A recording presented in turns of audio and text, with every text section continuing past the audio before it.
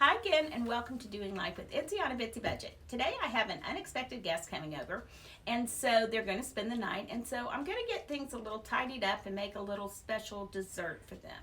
Let's go in the kitchen and talk about what I'm going to do. So this is what I want to talk to you about. Don't be afraid to use a regular cake mix. You know, I don't have time to really do a lot for the dessert and all. I've got a lot of things going on today. So I just grabbed a cake mix. Now the thing about using just a box cake mix is it's actually fine. They really do taste good. You want to make sure they're not dry. And so I usually get something that says moist up here if I'm going to use it. Now sometimes when I'm doing a white cake mix, I add some extra stuff to it. For this cake mix, I'm not going to do that. But what I am going to do is make some chocolate buttercream icing to go with it, which will make it taste even better. And so a lot of times you can just take a regular cake mix. Don't worry about it. If you don't know how to cook from scratch, it's going to be tasting just fine. Spend your time with the icing because the icing makes a huge difference. All right, let's get started. What I'm going to do first is put my liquid in the bowl. I always just follow the instructions for most of these cakes. Again, the white one I kind of beef up. But I just put the liquid, the 3 eggs, the cup of water, and I think it calls for ½ a cup of vegetable oil. And some people use canola or whatever. It really doesn't matter. But I'll get my ½ a cup in here. And then I'll stir this for a second just to kind of mix it up.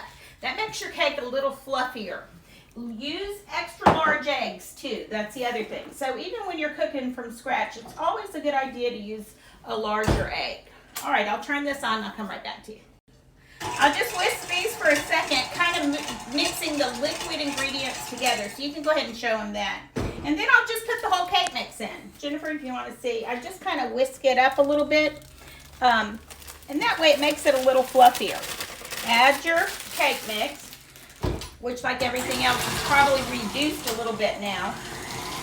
Who knows? But I'm going to do a small 2-layer cake anyway. So, and again, if you're in a hurry, don't worry about it. You can get this pan baking spray and your cakes will not stick at all. I just usually spray that right in, making sure you get the creases good. I know y'all see me bake a lot of cakes from scratch, and I love doing that, but sometimes I'm in a hurry. And I can guarantee you by the end of the week, it'll be gone. Maybe a couple of days, who knows. Okay, got that ready.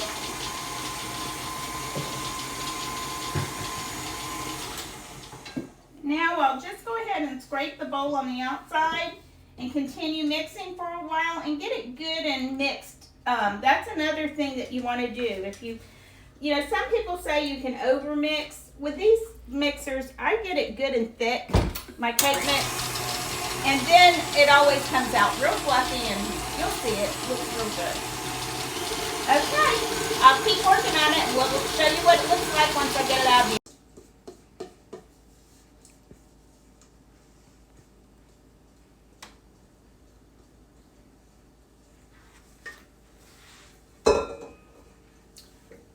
Tastes perfect. Get it in there. So when you're doing a cake mix, a lot of times these cake mixes, because they're not as thick as a cake mix by scratch, have little bubbles in them. See how you can get the air out? And they just kind of open up. Just hit it a couple of times. Move it around. Stick it in. I think we cook it 30 minutes usually. 30 minutes and I'll be done.